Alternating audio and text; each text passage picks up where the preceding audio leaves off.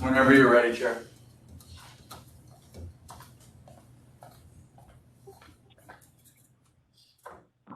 Aloha, Commissioners. At this time, I would like to call the March 15th, 2022 meeting of the Oahu Real Property Tax Advisory Commission to order. Pursuant to Governor David Ige's emergency proclamations for COVID-19, the latest one issued on January 26, 2022, in order to allow public participation in a manner consistent with social distancing practices, the following procedures are in effect for the meeting. Members of the public may view the meeting on a live broadcast via WebEx or via recording once available on the Commission's website at honolulucitycouncil.org and via YouTube. Remote testimony will be accepted on all items from persons virtually present to speak by video conference or by phone following opening remarks and administrative announcements. If you would like to present oral testimony remotely, log in through the WebEx internet platform. Written testimonies, including the testifier's address, email address, and phone number, will be available to the public on the Commission's website. As a courtesy, please turn off all cell phones for the duration of the meeting. Now I will proceed to roll call. Commission Aide George White, would you please call the roll to confirm the attendance of commissioners at this meeting and the presence of a quorum? Yes, sir. Chair Mould, present virtually. Vice Chair Wong, excused for now, Chair. Commissioner Bean may be coming on late. Asked her to be excused for now, Chair. Commissioner Legal. He was present. 1 second. There you go. Commissioner Legal, one more time. Present virtually. Present virtually. Present virtual. And Commissioner Peters. Present in person. Commissioner Pham. Present virtual. And Commissioner Stormo Gibson asked to be excused for now, Chair. You do have a quorum. Okay. Given the presence of a quorum, let us continue on with our agenda and the business of the Commission. Commissioners, pursuant to Act 220 and the Governor's proclamation, the meeting will automatically recess if we lose audiovisual contact with you and cannot reconvene until we reestablish contact. Therefore, please announce beforehand if you will be voluntarily signing out of the meeting. Okay, we will now proceed to the remote testifiers. To those coming in remotely, please video conference from a quiet location. Also be sure that your microphones and cameras are in working order. For those joining us by phone, we will identify you by your phone prefix. If technical issues arise, I will give you a few moments to resolve minor connection issues. However, if it cannot be resolved, I will have to move on to the next testifier. When I call your name, please state your full name, the agenda item or items you're testifying on. Speakers are limited to a 2-minute presentation on each item. When the timer goes off, please conclude your remarks promptly. I will close testimony once all remote speakers have testified. We're actually not going to have a timer. I'm just going to look at the clock and play it by ear. So I'm looking before on our Zoom call. I see, in no particular order, a Sean Breeze. Are you here to testify or monitoring? I am not here to testify. I'm just listening in. Thank you. I see a Jill without a surname. Oh, yes, I'm just here to monitor. Sure. Great, thanks. Next, I see Melvia Kawashima. Are you here in your capacity? You're Scout with Chair Say's office. Thank you. I see that in the chat. Thank you. Next up, I have Rhonda.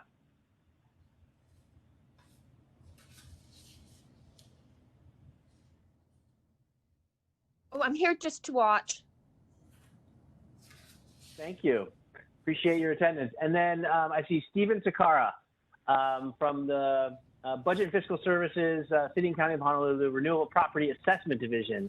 Welcome, Administrator Takara.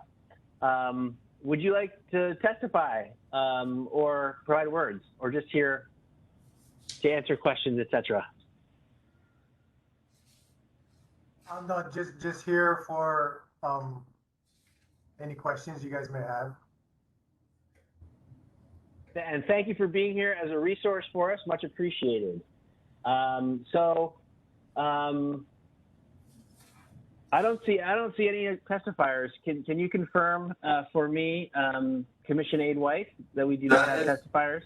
That is correct, Chair. We have gone through all the participants. I will let you know if any additional participants sign in. Would you like me to briefly just acknowledge the written testimony that we have received on the record? That would be great, yeah. Please do. Commissioners, just so there is no further oral testimony, I believe the chair will close that in just a second. But as far as written testimony received, it was provided to you before the meeting. You'll note that it's in chronological order, and also that some of the testimony towards the back of the packet is not specific to today's agenda, but rather was late testimony from last meeting. But I included it within the testimony just for your information. And in future meetings, I will make sure to follow up whether that testimony should be put in the testimony packet as well. So as far as Chair, if we can briefly recognize Budget Chair Say has joined us in person. This is a treat. I just paid for one. For written testimony. Thank you for joining us. Written testimony from Alan Link, Backpackers Hawaii, Jill Paulin, Breckberg Svea, adds Aloha to You, and that's specifically an individual known as, or recognized as Doug Reinhardt. Information related to the audit of the Real Property Assessment Division from 2013, which was referenced in testimony, written testimony provided by Ms. Anita Befu, as well as testimony also again from Breckberg Svea. And again, those are more specific to the agenda matters that were discussed at the last meeting, but make sure that they are within your documents, and at the opportunity when the commission continues to discuss exemptions again, I'll make sure to highlight those testimonies again. And that is it, Chair. Let me double check whether anybody else has signed in. I see a Rosalind B and a Myong O. Rosalind B, are you here to Rosalind B, thank you. She's here for observation. And Myong O, are you here to testify or for observation? No, just as an observer. Okay, thank you. So, Chair, I believe that we have no remote testifiers.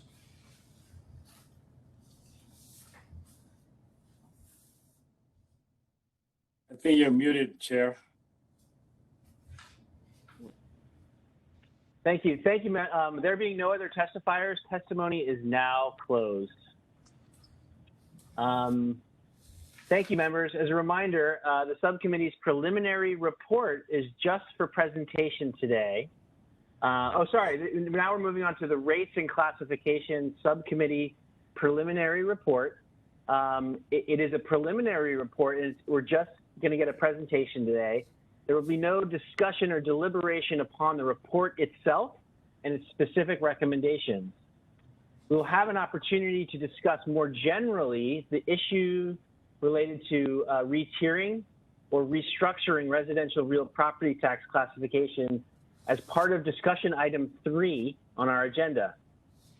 Turning to the preliminary report from our Rates and Classification Subcommittee, Commissioners Pham, Legal, and Peters, would you please update the Commission regarding your work? Thank you, Chair Mould. Our subcommittee met and we discussed 3 major things. One was the retiering for all residential property. We noted that this was a point of discussion months ago, but we tabled it while we focused on the empty homes tax recommendation. The written report also includes mention of needing to perhaps provide additional remarks or recommendations to clarify certain intentions of the commission's recommendation on empty homes taxes, and therefore help enlighten the city council on their Bill 9 considerations. And then, commissioners, forgive me, the other matter that was in the report was the land value tax study recommendation. It's in there because it's something that we talked about months ago. We didn't want to go silent on this, but we do want the commission to make a recommendation so that it gets documented, so that future commissions can look at what was written here, and if problems are still happening, decades in the future, and we need to look to alternative models of property taxation, that this at least is a starting point for future consideration. But we are also noting that there are certain recommendations now that we would like to see put forward and implemented by the city council before ever considering such an idea.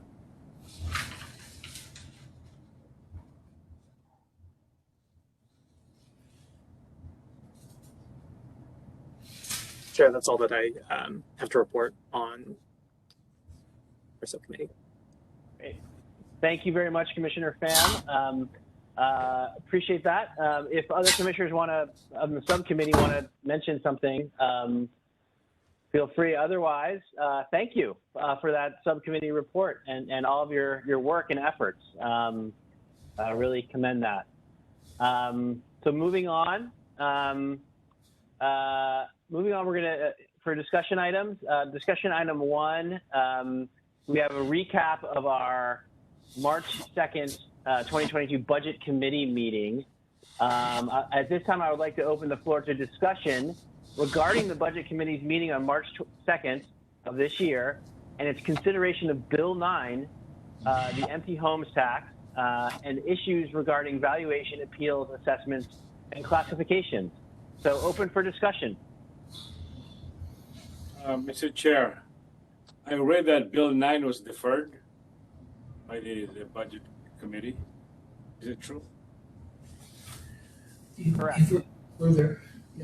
It has, and perhaps we could ask Budget Chair Say for the prognosis for Bill 9. I think, or Commission Aide White on where we're at. It was deferred. I think, and I don't want to put words in someone's mouth, but I think it was deferred for, because there were some issues that felt needed some further kind of discussion. Yes, Chair. I think given that Budget Chair Say is in this meeting and is a council member, it's probably best that I speak, just so that he doesn't make any statements that are outside the scope of sunshine or whatnot. And in this respect, the Budget Committee discussed various matters, Bill 9 specifically for possible action, as well as a discussion item of other measures. And the Budget Chair did indicate on the record that the matters will be picked up in the future, but that they are deferred for the time being as for further action down the road. He did indicate that this is not a long down the road, not ever going to come up again, but in the coming months, the discussion will continue, and he'll make the decision when to bring the matters back for further discussion. Thank you. Thank you for that clarification. Does that provide with you with some context, Commissioner Legal? Yes, thank you so much, Commissioner Aide White. Yeah.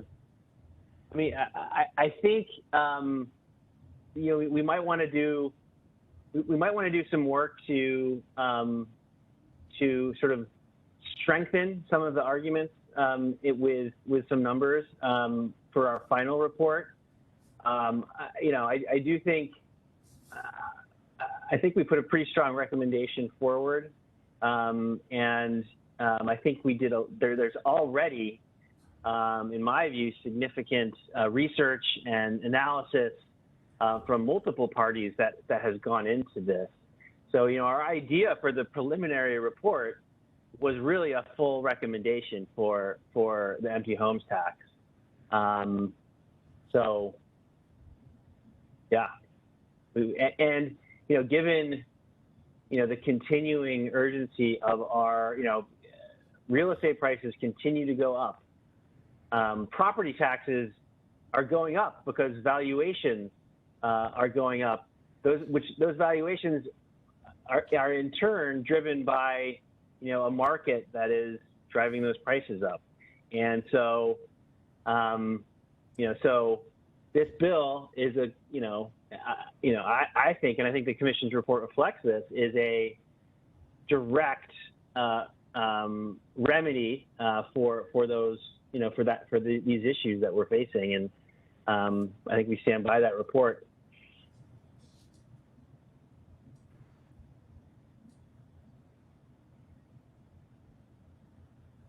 Again, I mean, there's, there are three, Commissioner Pham. Chair Mold, do you have a list of what you think the biggest, I don't know, points of contention are, and what we could do to try to answer those points of contention? From what I observed during that meeting was that one point of contention is resourcing and the unknowns around how ORPTAC would resource and enforce the law. But I think to a certain extent, you also saw Council Chair Waters, who was very animated that, whatever resources are needed, you just need to tell us what those resources are. I think it's fairly obvious from his perspective, from mine personally, that the resourcing issue is one that can be resolved. We know that the resources do not currently exist to enforce the law, but you have to set up the systems in place and add perhaps human resources to that as well. And I think that was part of our recommendation. I don't know how else to address that particular criticism. Yeah, we did. There is a carve out for the bill for a certain percentage of the funds brought in from the revenues brought in from the empty tax could be used for investing in capacity to enforce and stand up the program. So I think Bill 9 covers that to some extent. Obviously, we're not in the weeds of the budget and all that kind of stuff like the budget committee members are, and so there might be other things, but there is a carve out for the funds in the bill to help address that, and that was very much put in there to alleviate or address that concern. I think mostly the cost argument, that was brought, up was related to the costs for implementing, and not so much related to sort of overall sort of societal costs. But obviously, the makeup of the bill is that the net benefits of this will far outweigh the costs overall. I wonder. I do know the other question that I have is, I believe there's funding available for give me one sec. I believe there's funding available from the federal government through the American Rescue Plan, and I don't have the exact interpretation, but I believe, in terms of standing up capacity to address, inequities that have been exacerbated by the COVID-19 pandemic, I think, this could be this could be something that those funds are spent on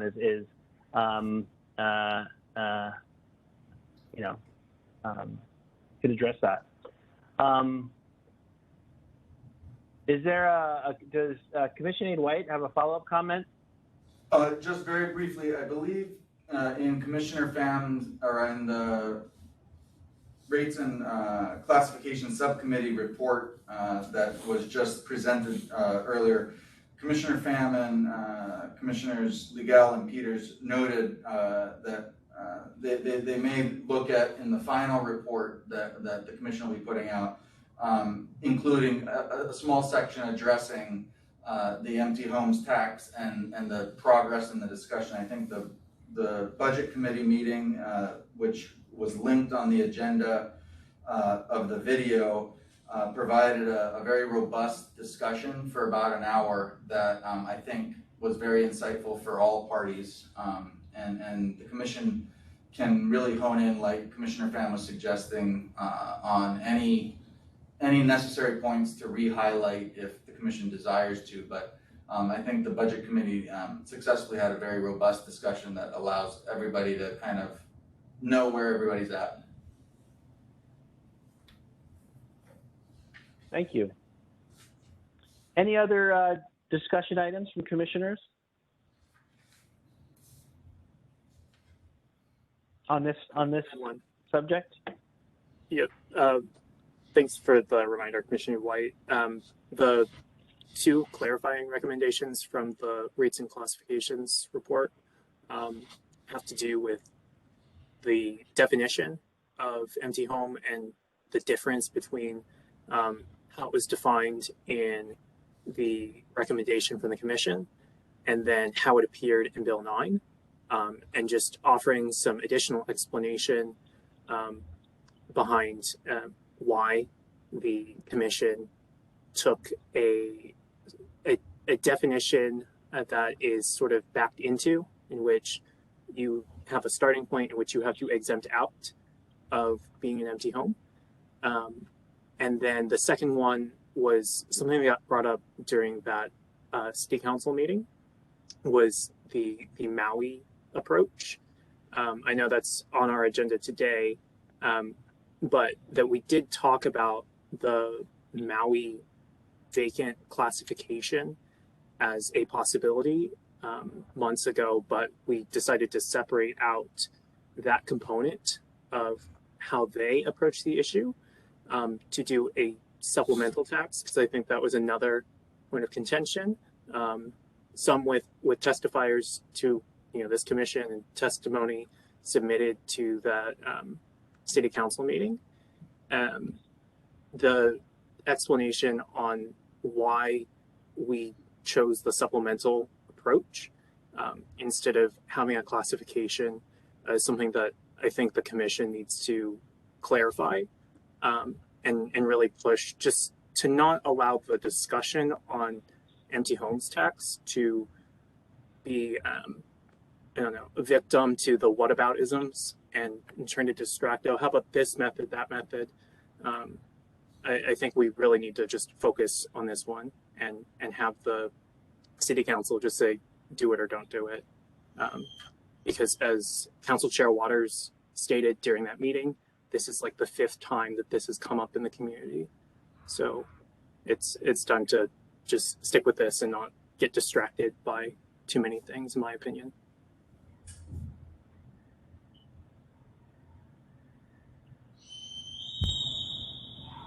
Thank you. So I'm hearing that in our, are we thinking like in our final report we'll add a little addendum to our empty homes tax proposal? I think so.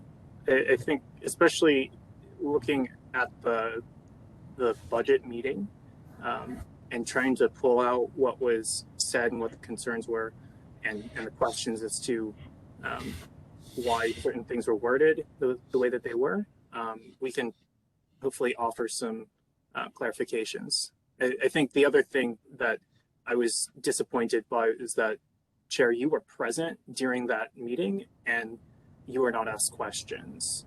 So I think the commission, had the opportunity, and rather the council had the opportunity to ask questions of you specifically to represent, the recommendation. And I think some of these things could have been clarified during that budget meeting. I agree with that, actually.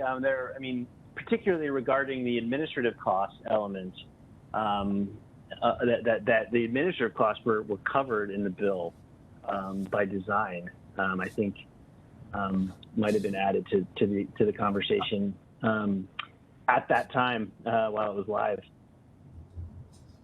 Well, it sounds like, I hope, we will be watching closely if something is called again, and in the meantime, I think maybe we might want to do some outreach, some additional outreach beforehand to folks as well.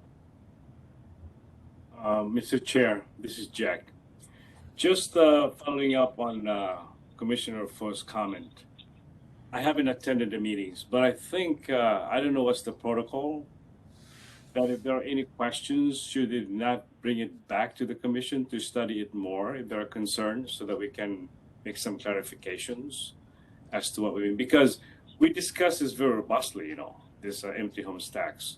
And as I recall, we try to really make it tighter so that try to as much as possible minimize loopholes, to this bill. So if there are any other concerns, as I've said, I don't know the protocol, is maybe to give it back to us and we'd say, okay, clarify this. What are your comments on this, blah, blah, blah, so that we can certainly study it more. And if more information is needed, then we can pretty much, I think, try to explain what we mean by this, what we mean by that, I'm just trying to say that, as again, I don't know the protocol and the process. If the budget committee can share with us their concerns, so we can study it more and then make some clarifications. Chair Mold, would you like me to briefly address the protocols and procedures? Yeah, that'd be good. Yes, that would be great. So just very Thank briefly, Commissioner Legal, there's no magic book or magic rules, and actually it's much more casual than other formal processes that you may be familiar with with DPP or the Land Use Commission or those types of charter created bodies where they would make a recommendation and then send it to the council can consider, deny, send it back, do all sorts of things. In this case, the commission has the broad scope and authority to address pretty much whatever they'd like. They receive input from the council as to certain things that the council may wish to be looked at. Even RPAD can say, hey, look at these things. In this case, the commission embraced the empty homes tax proposal and sent that via the interim report. There is no formal process to give it back to the commission, because technically nothing was given to the commission to begin with. It's your product that you sent over, and what this conversation you all are having right now and will continue to have as we prepare the final report is that type of feedback that the council is likely seeking, is listening to what the budget committee said and the conversation that happened. What type of feedback does the commission have? And you all are welcome to come to some conclusions as to certain things if you feel necessary to share them. There's no formal process, but I believe given the council's expressions on the record, as well as Budget Chair Say's following of the commission so closely, I think he is interested in the feedback that the commission has. Thank you, Commissioner Edward. Thank you for the clarification. Appreciate it.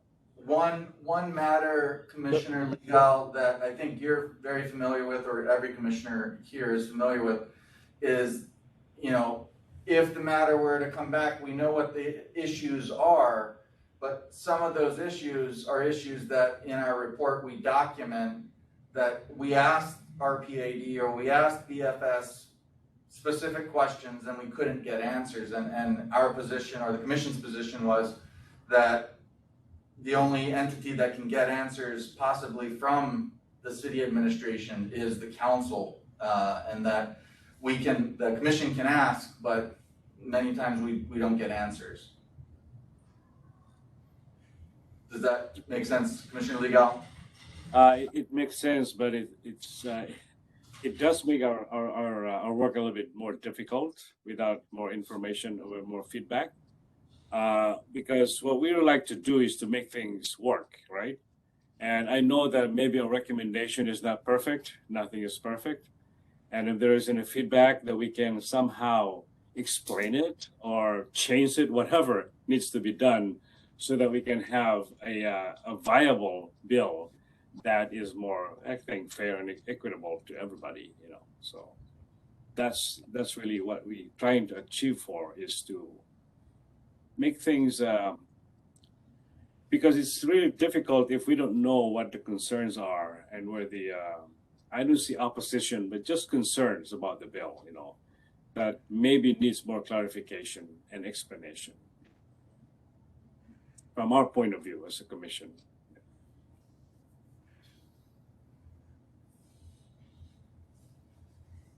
Understood. Appreciate that, Commissioner Legal and Commissioner Aid White. Another concern that was brought up that I think we address in our recommendation is the fact that this gets assessed on people and then they have to opt out of it. I think that's one that folks are naturally concerned about and have fears that there are going to be some unintended consequences to, charging folks more, assessing folks as extra tax when they shouldn't be, when that person doesn't have to get out of it. And I think, that might be an area where we can polish up our wording a little bit, is, recommendations we have for avoiding that type of unintended consequence.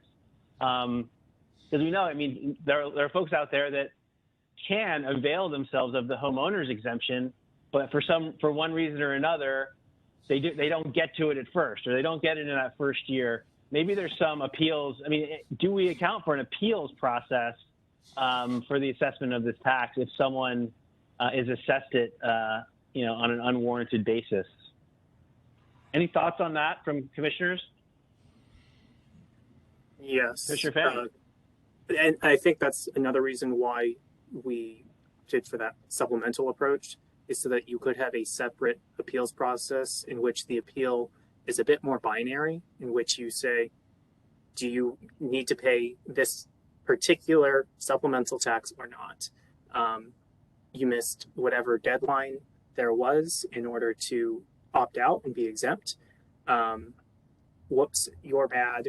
Or, we understand it's a new process. It's going to be a learning curve for a few years. So we've staffed up. We have the ability to have an appeal, and it's a much faster appeal than the other appeals process of, let me try to finagle my valuation. So you can keep these streams separate. And I think that hearing that clarification would also strengthen the position on doing this as a supplemental tax, is that you can also have a separated appeals process that is much more straightforward and simple, in that, as our recommendation lists out the different things that the city and county should be able to look at in case of an audit, those would be the same things that you'd be able to look at for review for an appeal. And that for some period, there's going to be perhaps an offer to be more lenient in the early parts of this new tax. But over time, I think it still is the responsibility of property owners to file their taxes and to pay their taxes. And the way that we also set this up was to try to be as simple as possible. Whenever we discussed it as a subcommittee, and the process that you would need to do, and you just fill out this form. It's just one form that you would file with your taxes as well. So, maybe you missed the checkbox, but you still need to file the form. I don't think that is asking too much of property taxpayers to fill out a form just like they would for their regular property taxes already. Yeah, you're bringing up, you're reminding me of the benefits of the supplemental approach, which we recommended and we recommend and we continue to recommend. Yeah, folks are on the hook for their taxes, right? In general, so they should be on the for this type of thing. I don't think it would be too much to ask to fill out this additional form. Any other discussion items? Any other discussion under this empty homes tax discussion item? So Yes, Commissioner Pham. On how we can speak / be identified like in a public space. For example, if someone were to write an editorial, perhaps in response to certain ones we've seen recently regarding Bill 9. If I were to do something like that, could I be identified as a commissioner, or is that something that I should stay clear of? Or if there was a response that we wanted to make, that would need to come from the commission itself and be signed by you, the chair. And the thing I'm referencing is a column that I saw in Civil Beat.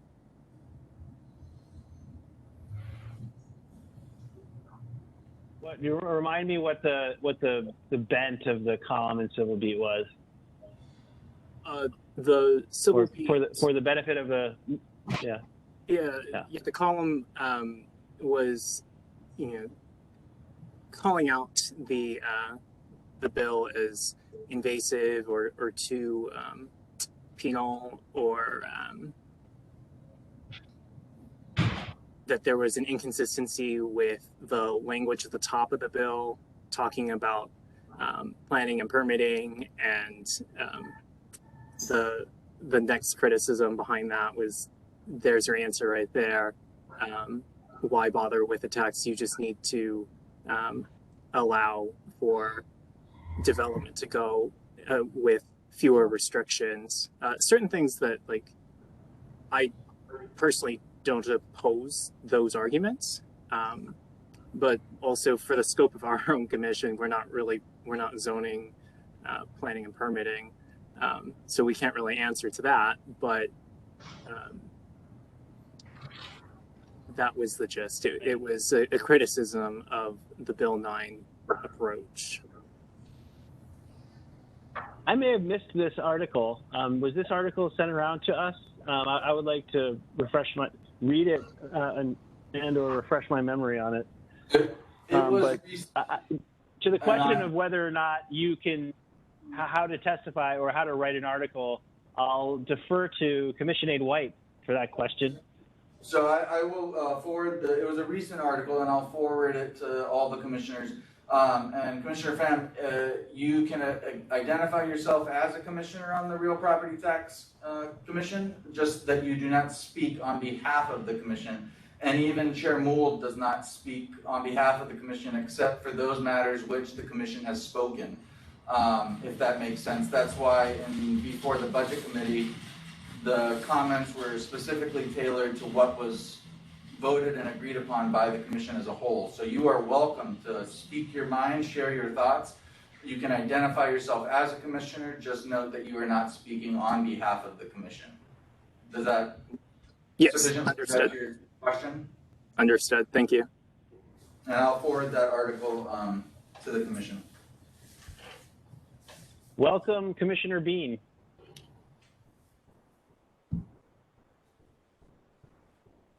Thank you. Any other, I guess we can, move on to the next discussion item unless someone objects. Turning to discussion item 2, this is the Maui County's real property tax classification system. There were multiple times during the budget committee meeting where this was brought up, this Maui real property tax ordinance. We have been in communication with Vice Chair Rollins Fernandez of the Maui County Council, as well as the Maui County Real Property Tax Administrator and BFS Director, who have indicated their willingness to talk with the Commission about how things are going on Maui. We're hoping to have a date time confirmed in the coming week to make that happen. At this time, I would like to open the floor to discussing the Commissioner's thoughts and insights into Maui and its approach to their real property tax system, particularly their nascent classification and rate changes for residential properties and efforts towards public transparency. The floor is open.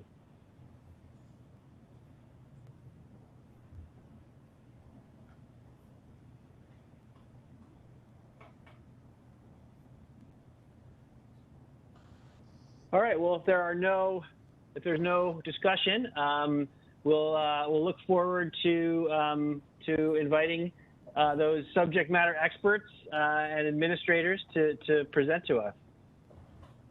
Moving on to discussion item 3, re-tiering or restructuring Honolulu's existing residential real property tax classifications. Actually, I should say there are no comments on the Maui tax classifications, correct? Okay, so we're moving on now to re-tiering, restructuring of Honolulu's existing residential and real property tax classifications. This was one of the main points of the subcommittee report. I would like to open the floor to a general discussion of the pros and cons related to Honolulu's system as it exists today, and the range and extent of changes the Commission is interested in considering. Now, this again is to the Honolulu residential real property tax classification system. The floor is open for discussion.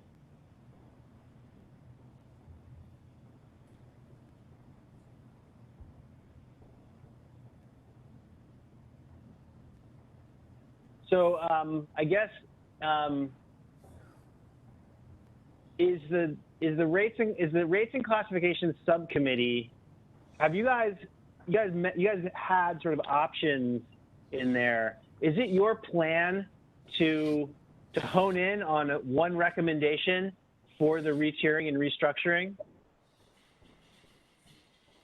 Commissioner Peters, we discussed it at great length last week, and I think Commissioner Pham has already done a pretty good job of explaining both verbally and in this report what conclusions we arrived at. So I can't speak for all three of us, but I like what's in here, and that's I think that's the direction we're heading in. I'll add on to what Commissioner Peters is saying here. We looked at the existing residential A. We also looked back at public testimony about how there are people who end up in residential A, but they didn't mean to. And we also looked at Bills 20 and 31 from 2020 regarding changes to the tiering structure of the residential A classification. And I would say the overall conclusion comparing the existing system to what could be done in the future is that we question why are we not just tiering all of them, and in a manner inspired by the Maui classifications, having the ability to have an owner-occupied set of rates, a long-term renter set of rates, and then everything else outside of that is subject to like a short-term rental classification, bed and breakfast, or empty homes. So what we arrived at with that written report that was provided to the Commission was that, modeling after what Maui has done, with the owner occupied and non-owner occupied and tiering both, was that one thing we could do is tier as many times as you needed to. The discussion was in previous commission meetings about finding ways to address how the median home price has risen over the past few years dramatically. And we've talked about the home exemption, and some people have brought up, changing the rates. So the conclusion that's in the written report is to break down on a percentile basis. And I think that's the direction that we're headed in terms of a recommendation that we want the commission to consider adopting as its own, in that we could break down into 4 tiers based on quartiles of property valuations, and then from there divide up the rates between owner occupied and non-owner occupied, and it would give the city and county the flexibility to even lower rates in those lower quartiles.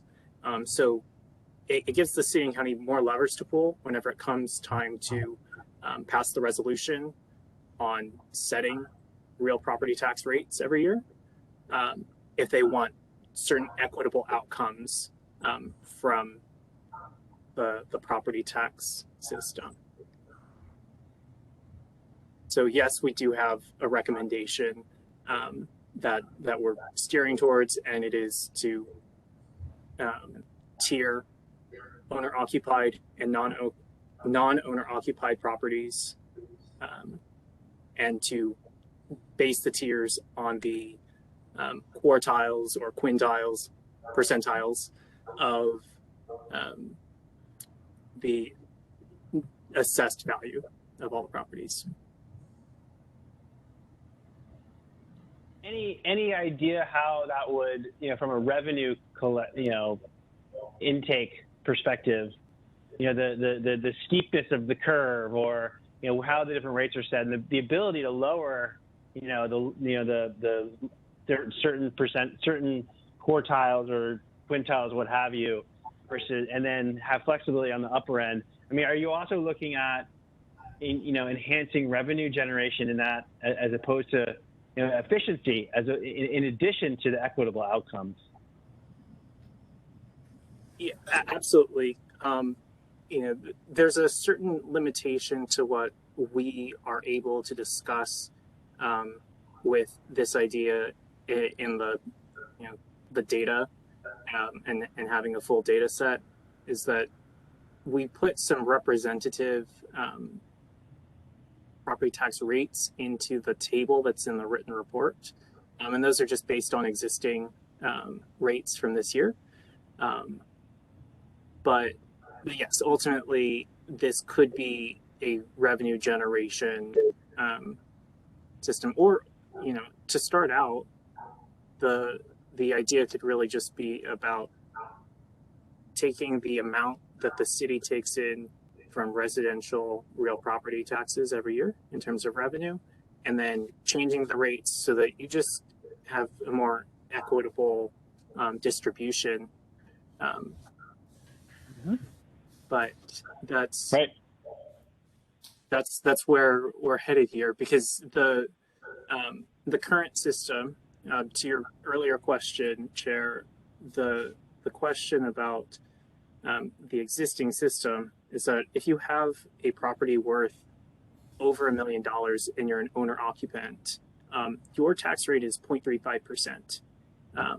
If your property is worth over $1 million and you're not an owner occupant, then you get put into residential A. So why is it that once you get to a certain property value that you have to pay the tiered rates versus not? So that's what this is getting at here, this written recommendation, is that we can tier both sets.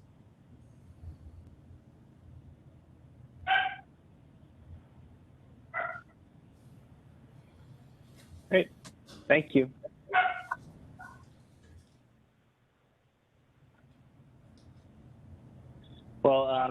you know, really great work. Thank you guys for all the effort on that and the thought and the thought leadership on that. Any other discussion of this item? Mr. Chair, just to play as a devil's advocate here. I like it going to medium price, but as we know, medium price is going up because the market is good. But there's come a time when the medium price is going to go down. So I don't know how it's going to affect the revenue that the city would make if the medium price drops, you know.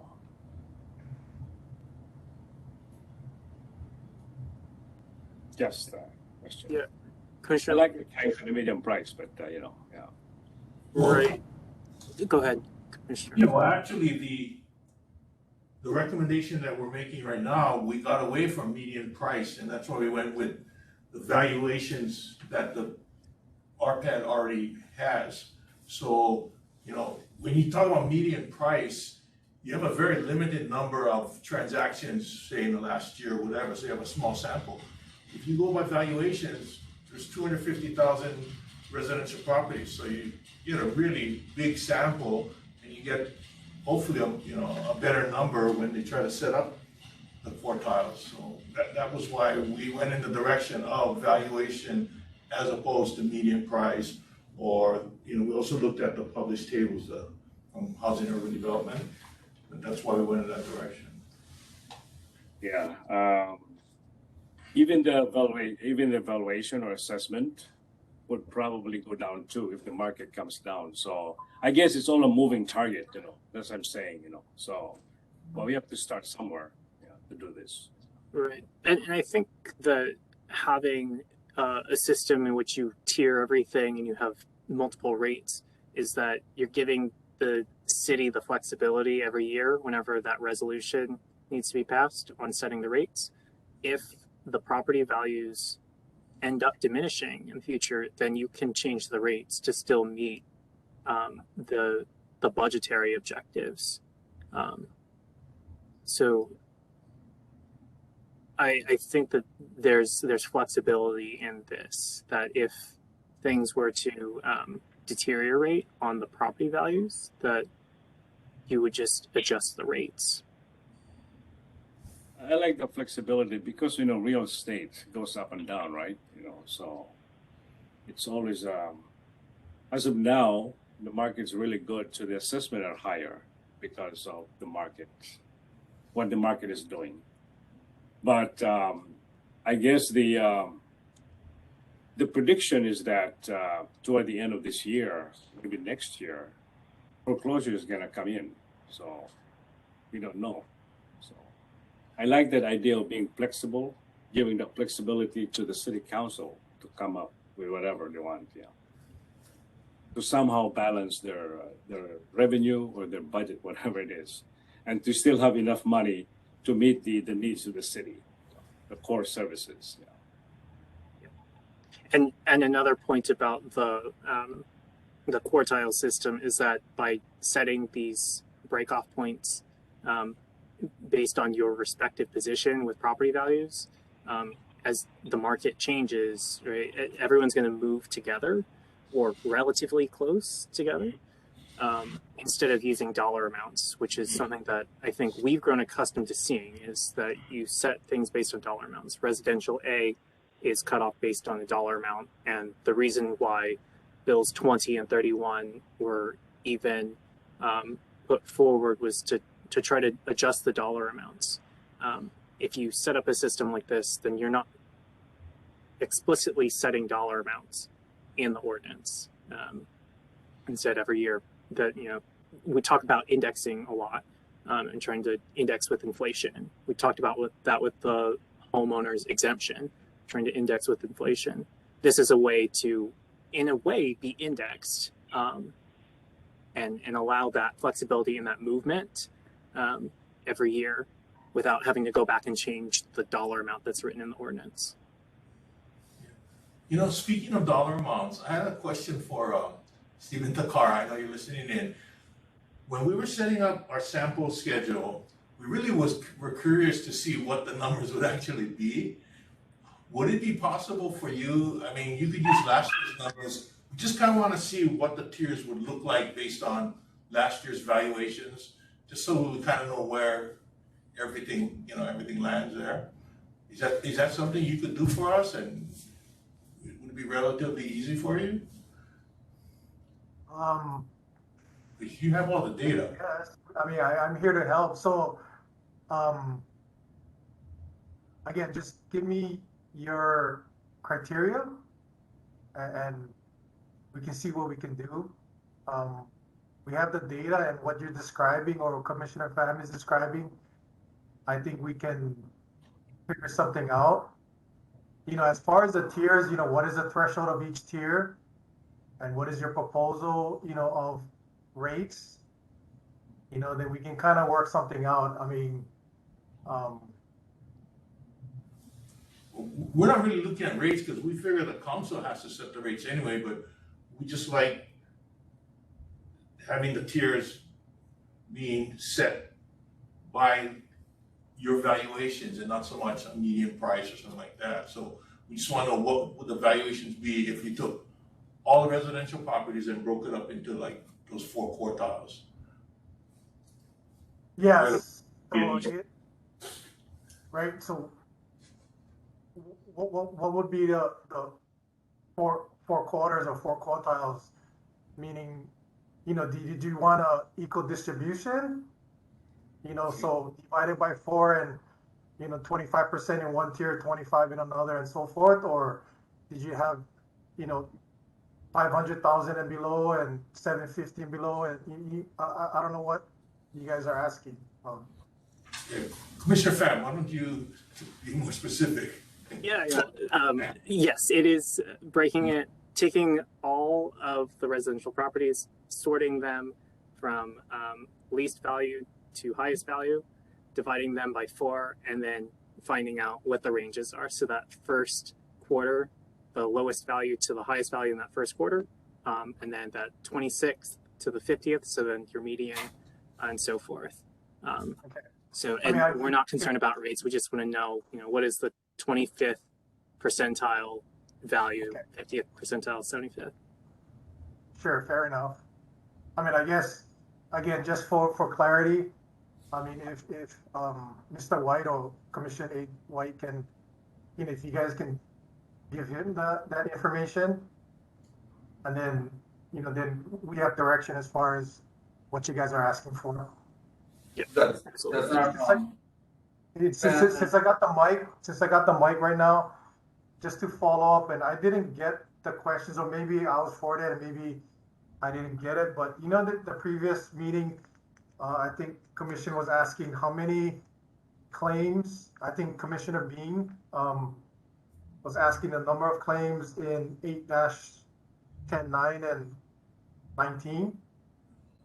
And there's no claims in either one of those exemption programs. Just to get back to the Commission on those questions. Thank you.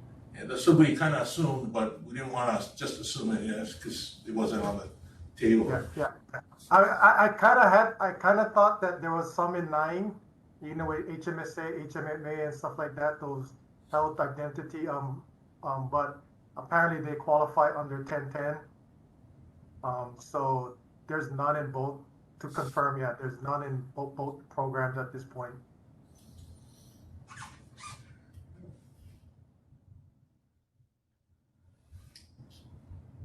Mr. Pham.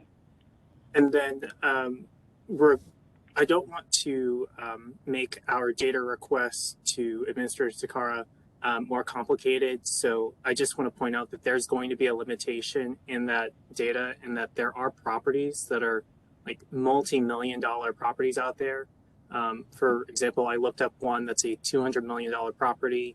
It has 700 units. It's all one owner, and they rent out all the units. That whenever the data gets sorted, it's going to end up in that highest tier probably. But the difference is that in that case, our recommendation is going to need to acknowledge that those situations probably have to be addressed differently. That if you move to a quartile, percentile basis for cutting things off, that you don't want to end up putting properties like that end up with rental rates that are affordable in the local market to have to pay that higher tier. But for the sake of the data request, we're not going to worry about that for now. Just wanted to point that out, that's going to end up being a potential limitation of our data request. Yeah, you can leave Rocky's house out of the discussion. But yeah, no. So Nice. there's Yeah, I wish. there's all kinds of permutations. That's why I asked for that clarity and in writing and because my mind just races as far as what's available and what I think you should have or what I think you're asking of. So rather than do that, if you can provide those questions or inquiries to Mr. White and he can forward it to me. And yeah, if it's just dividing it by 25%, 20, but I do have to say there's of the residential class. Is that correct, Commissioner Pham? So not residential A, not any other. Combine residential and residential A class into one, and then divide by 4. Array it and then divide it. Have 4 equal quartiles. Yeah. Okay, I think I can. Yeah, that doesn't sound like a difficult task. But again, for clarity's sake, please, yeah, thank you. We will we'll be sure to get a written request over to you with the specifications on it. Appreciate that. Easy.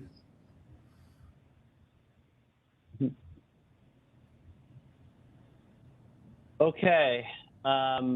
I think for the sake of time, I'd like to suggest moving on unless there's other discussion of this item. All right, I'll move on to our next discussion item.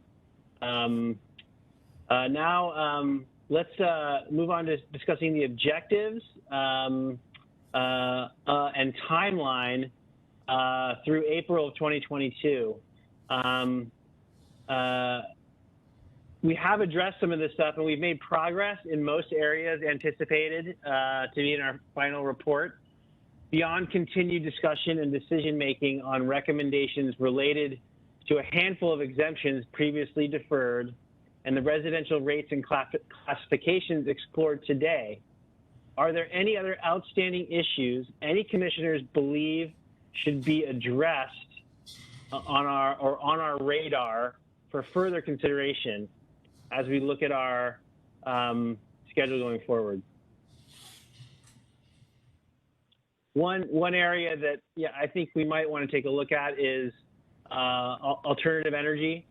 Now we discussed that a little bit prior, and we haven't talked about that in a little while. But that's potentially an area that we could take a look at as a commission.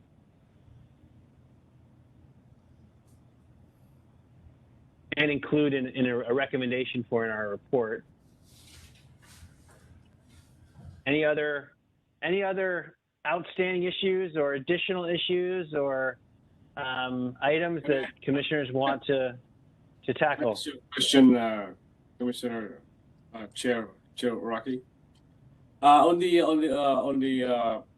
energy alternative, is that still under discussion in the City Council, or what's the status on that? Are there any bills on that one? So I'll let Commissioner White come in, but a bill has passed, Bill 39 passed, and that is an interim remedy to a situation. So what happened was there was a reclassification of utility scale, mostly, not all utility scale, but some utility scale projects on ag lands, on agricultural lands, to the industrial classification.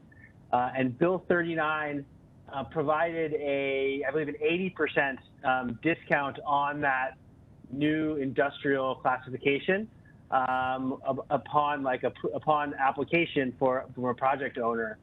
So there is, so project owners that were aware of the situation were able to apply to the city and get an 80% exemption to that additional. So what happens was, not only were the projects getting assessed at a higher rate because it was industrial, they're also getting a higher assessment. So it was a sort of a double kind of whammy increase in property taxes.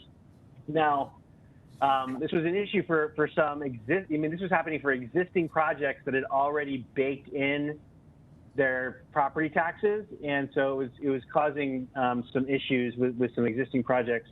And then going forward, there were some further power purchase agreements being looked at the Public Utilities Commission and from the Hawaii State Energy Office. So Hui got together and drafted, worked on Bill 39, but agreed that there was going to be further discussion in a working group to look at potentially a longer term remedy for the situation. So what the commission would be potentially opining on is what a more sort of permanent remedy would be for renewable energy projects that sell energy to the utility, to HECO or whatever utility it is, going forward. What the tax treatment would be for renewable energy projects. Okay. And there is a bill being heard at the state right now that would provide an alternative mechanism to, and it would protect existing projects that have already gone in. So there's state legislation, and I don't know what the city thinks about the state legislating in this area or not. That's just some background. So the question is there a stakeholder group meeting, and does the commission have a recommendation for how to treat renewable energy projects on agricultural land? Okay.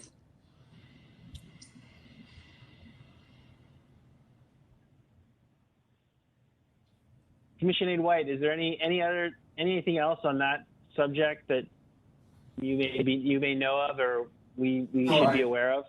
I think you summarized a majority of it, and in the event that we or you wish to agendize the matter, we can give a more full briefing on where things are at. And Bill 39 essentially was a needed Band-Aid, and I believe that the council is interested in looking at it. I think what action the state takes is also going to have bearing. If we agendize the matter, we can more fully discuss it and evaluate what questions, if any, the commission wishes to address or recommendations, if any, to make. I think I had it in the policy subcommittee's bailiwick to look at this. So I will query the policy subcommittee to see if they want to do something on this, and we'll agendize something for further discussion if we decide so. Yeah, I'm supportive of that. I think it's worth talking about.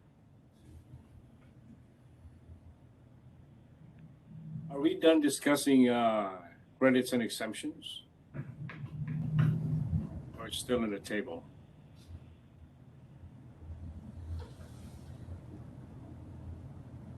Chair, did you want to? I think there are a couple. I think there are a couple other items that we wanted to go back to. Is that correct?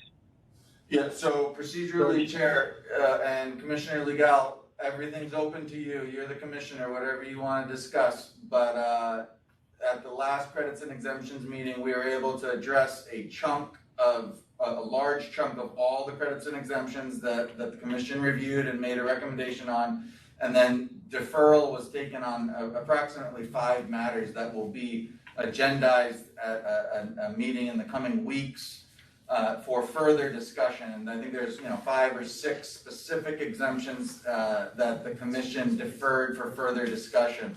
You can always go back and change your mind on anything you've already decided upon, but we took the whole list and a big chunk of it was resolved, addressed, recommendations adopted, or decisions were made, and then about 5 or 6 were left for deferred action, and that's the status of the matter.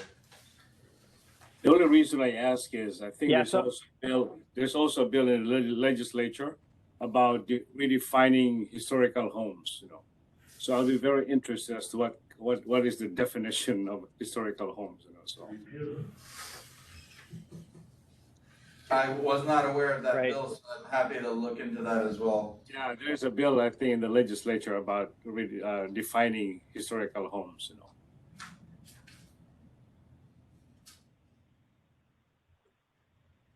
Commissioner Pham? Yeah, so, Regarding, yeah, please, Commissioner Pham. yeah, so regarding the ones that were still outstanding after the last full commission meeting, on the subcommittee for credits and exemptions, we haven't done anything, discussed anything more. And from my understanding, like all commissioners just know that those are still outstanding, but I don't think that there's any intention from us to have an additional recommendation after what was already given for the previous 2 meetings. So for the ones that are still outstanding, I think they're just going to be outstanding until we as a full commission want to come to an agreement about recommendations for those, or if we can't, then we just don't have any recommendations. But I still want to see all of those still up for discussion on the agenda, and maybe see if we can just say, yes, we're moving forward with a recommendation or not on those.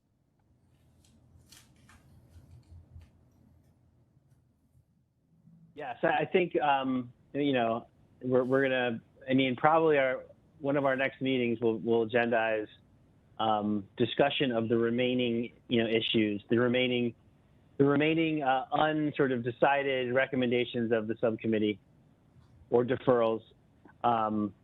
Should we have that at our next meeting? Should we say credits and exemptions, final decision making? I say that with air quotes because we do have flexibility at the next meeting.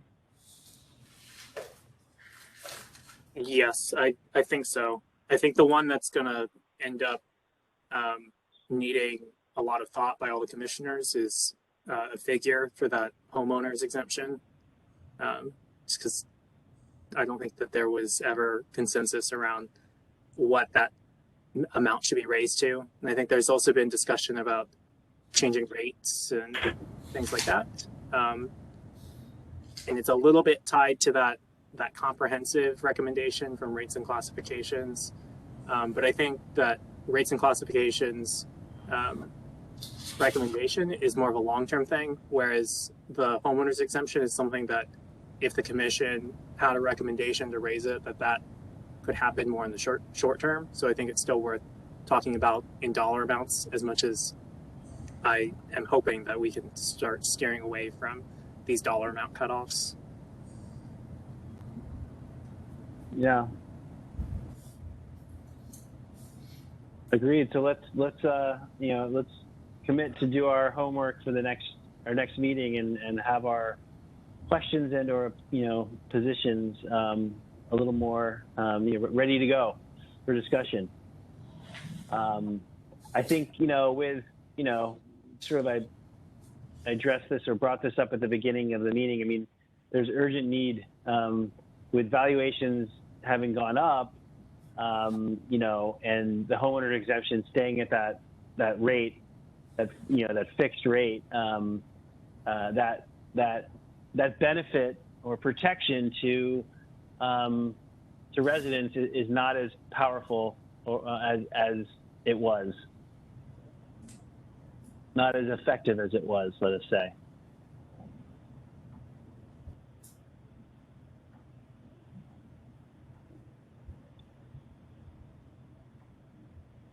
All right.